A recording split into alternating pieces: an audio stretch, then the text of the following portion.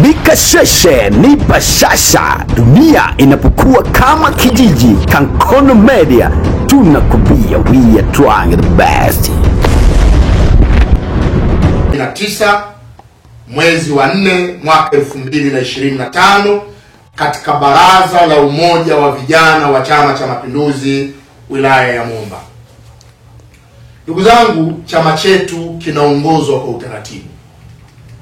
Chama cha Mapinduzi kimeendelea kuwa bora, kimeendelea kuwa imara, kimeendelea kuwa na mvuto kwa watu wengi kwa sababu kinapita kwenye utaratibu. Chama chetu kinaongozwa kwa vitu takriban 4. Kwanza, katiba ya chama. Pili, chama chetu kinaongozwa kwa kanuni za chama. Tatu, kinaongozwa kwa miongozo mbalimbali inayotolewa na viongozi wa chama. Na tatu, utamaduni. 4, utamaduni. Chama chetu kinaongozwa kwa vitu 4. Kwanza, katiba. Pili, kanuni. Tatu, kinaongozwa kwa miongozo mbalimbali. Na 4, chama chetu kinaongozwa kwa utamaduni. Hii ndiyo miongozo ya chama chetu 4. Na ndiyo maana unaona kadhia yoyote ikitokea kupitia miongozo hii, tukija kwenye kanuni, mnaona hapa tuna kanuni ya itifaki.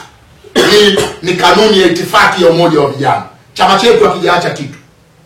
Kila kitu kimeelezwa humu. Nani azungumze, taratibu za chama, mambo yanahusu chama. Si kila mtu ni msemaji. Na ndio maana tukasema ikifikia muda tutazungumza kwa utaratibu, na chama huwa kinazungumza baada ya vikao. Tunaelewana ndugu zangu?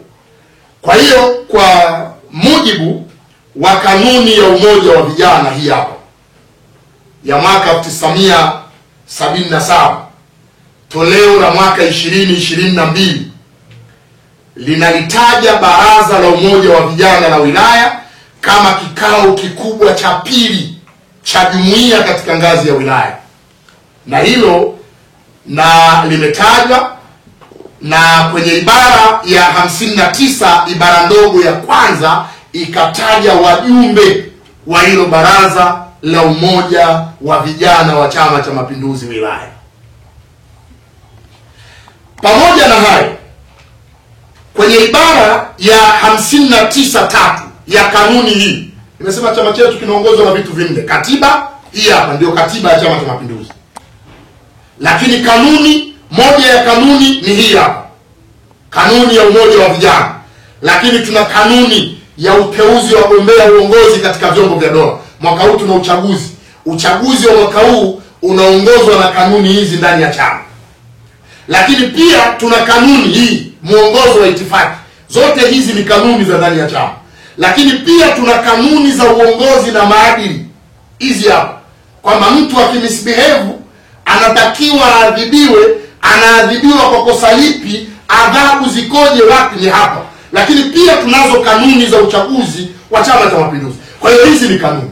Kwa hiyo tumesema tunaongozwa na katiba, lakini pili kanuni hizi zote nilizozionyesha kanuni. Kwa hiyo hata hii ya umoja wa vijana ni kanuni.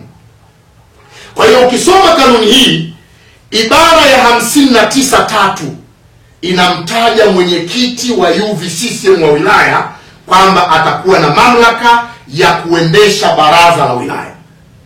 Asipokuwepo, wajumbe wa baraza watamchagua mtu yeyote katika wao wanayemtaka. Sasa huu ni utaratibu, nimependa nianze nao ili muweze kuuelewa. Lakini siku ya tarehe 19 ya mwezi wa 4 mwaka 2025 usiku wake, kwa ambao hatukuwepo, tulishuhudia yale yaliyotokea katika lile baraza la umoja wa vijana wa Chama cha Mapinduzi wilaya ya Momba la kumzuia Mheshimiwa mbunge wa jimbo la Momba, Mheshimiwa Condestas Chawe kuingia kwenye lile baraza. kila mwenye macho waliona na waandishi wa habari mliona, lakini kilichonisikitisha mimi nikiwa kama msemaji wa chama ni the way zile taarifa zilivyoripotiwa, kwa sababu kuna ripoti moja nilisoma kwamba mbunge wa jimbo la Momba akataliwa na watu wake wa Momba. Habari nyingine ikasema mbunge wa jimbo la Momba awekewa vizuizi na wapiga kura wake. Ile hali waandishi wa habari tunajua jiografia ya mkoa wetu. Tunajua mkoa wetu una wilaya 4 za kiserikali na kichama, lakini tuna halmashauri 5. Wilaya ya Momba ina majimbo mawili yenye halmashauri 2.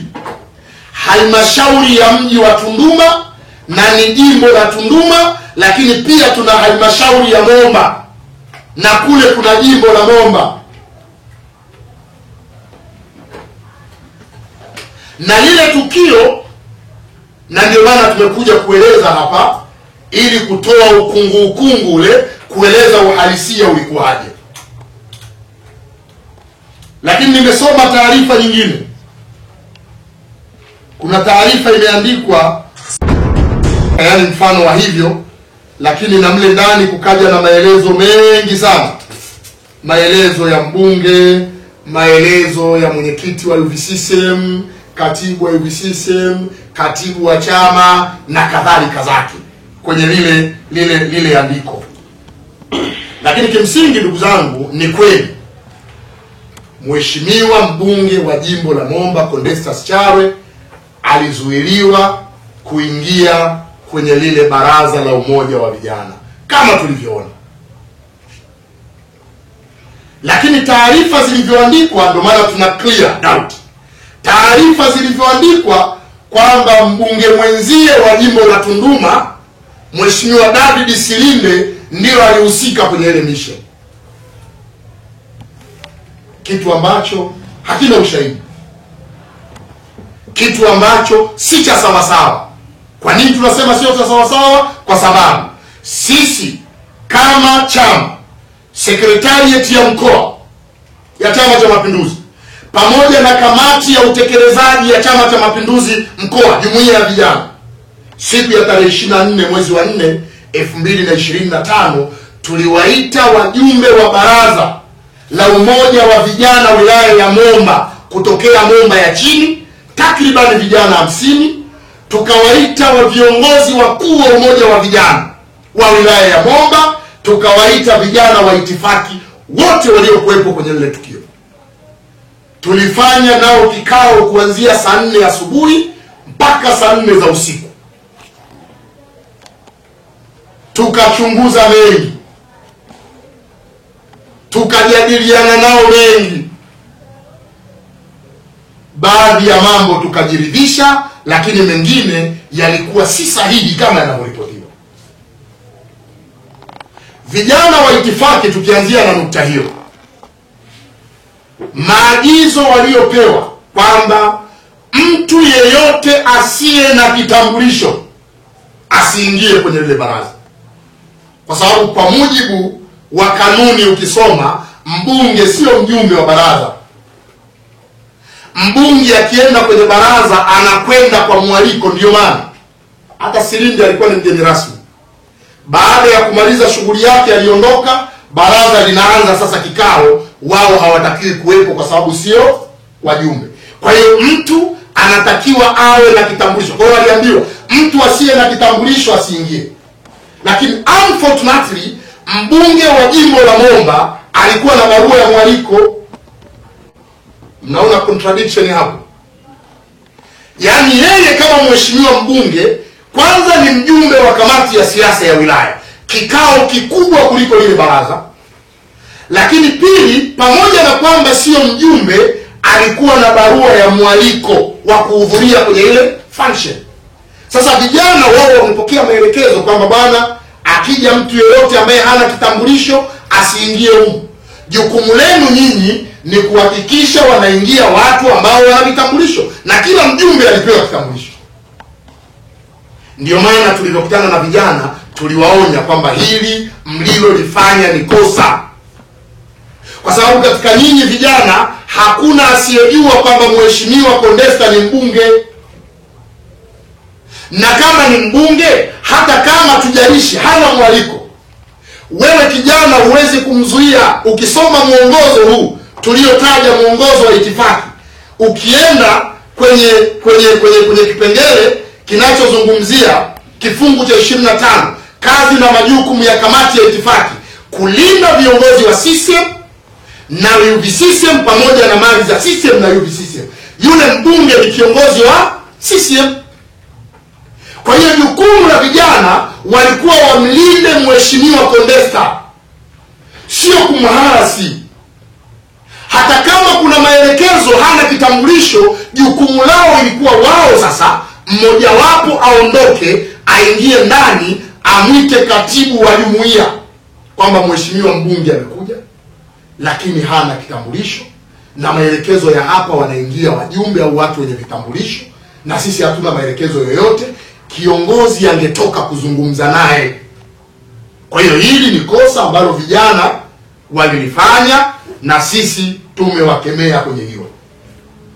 Lakini kama mnakumbuka, waandishi wa habari, ndani ya kikao kile kile katibu wa wilaya ya Momba Comrade Kataba pale alikemea kile kitendo.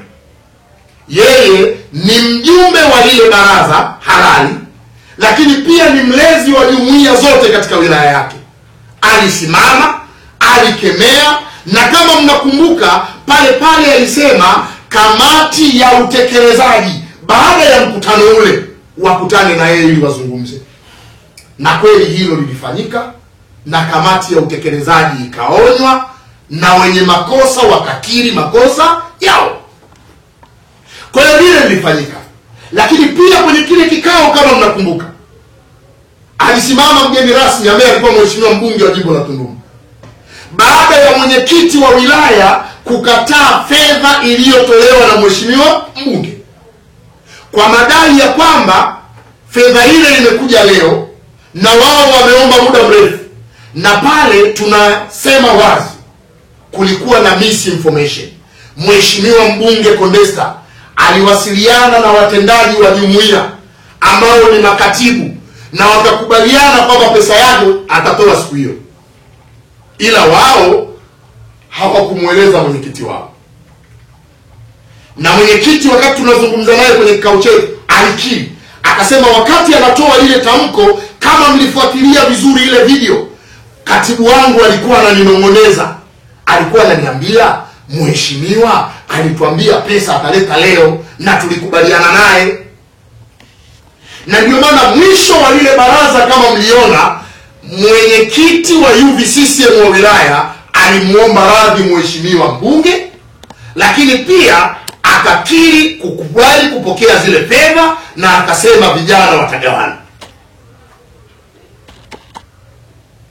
Kwa hiyo jambo lilitokea hivyo.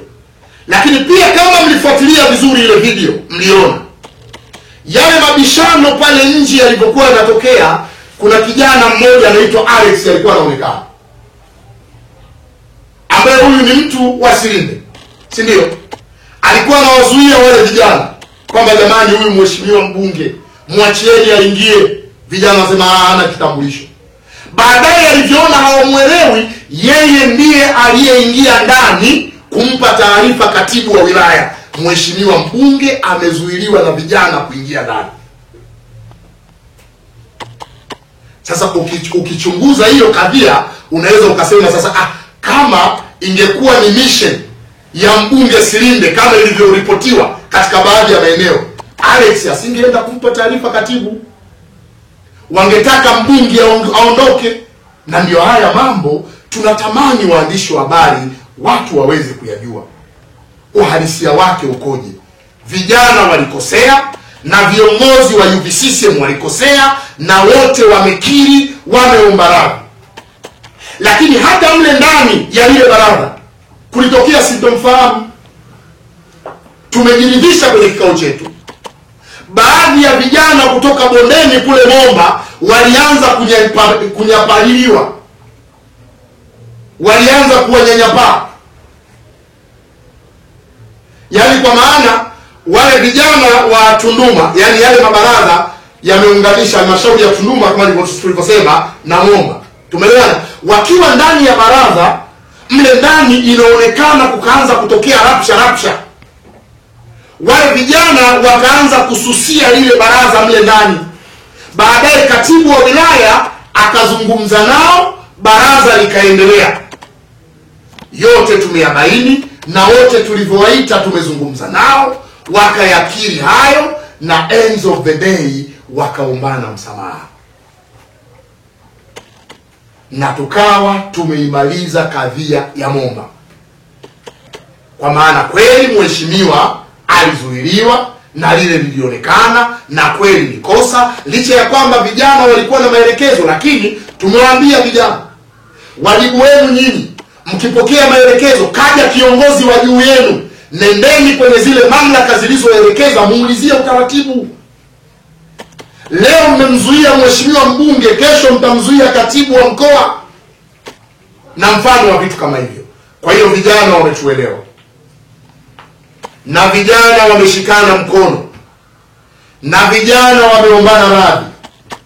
Lakini katika mambo ambayo pia tulibaini kwenye lile, kwa nini yametokea yale, kwanza ni hiyo jiografia tuliyosema. Vijana wakasema wanataka sasa mabaraza yote kuanzia sasa yafanyikie makao makuu ya wilaya ambayo ni Chitete. Tukaona jambo hilo halina shida.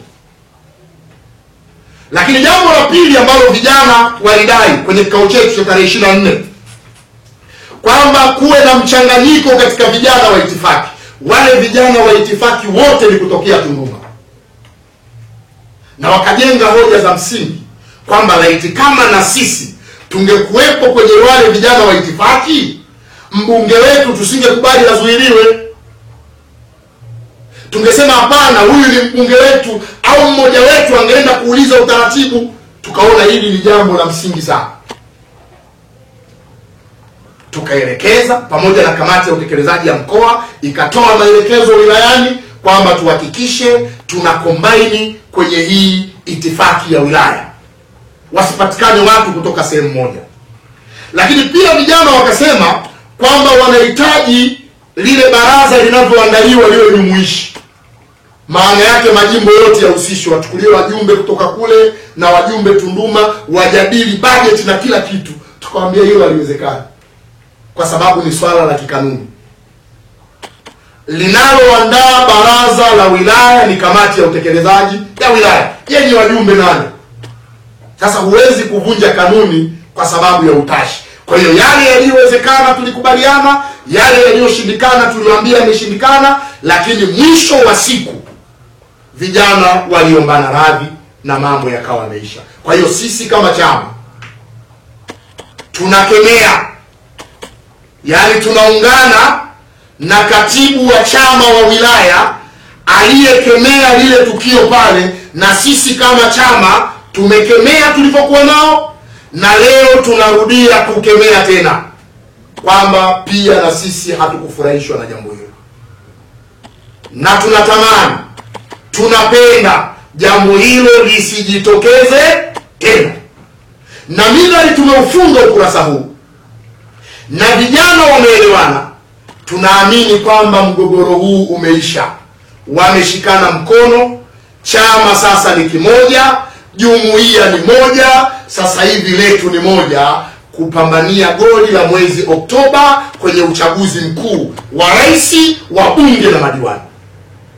Na kwenye hili niseme kama msemaji wa chama mkoa, mtu yeyote ndani ya Chama cha Mapinduzi atakayeliibua jambo hili, chama hakitakuwa na muhali na yeye, kwa sababu jambo limeisha na vijana wameelewana na tayari wamekuwa na nguvu moja, na waliokosea wamekiri makosa. Na siku zote ndugu zangu, moyo usiosamehe ni moyo dhaifu. Kwa hiyo watu wamekubaliana kusameheana na jambo limeisha. Tunaamini jambo hili halitatokea, na sisi kama chama tunakemea na tunaomba jambo hili lisijirudie tena ndani ya mkoa wetu. Yaliyopita si ndwele, tugange yajayo.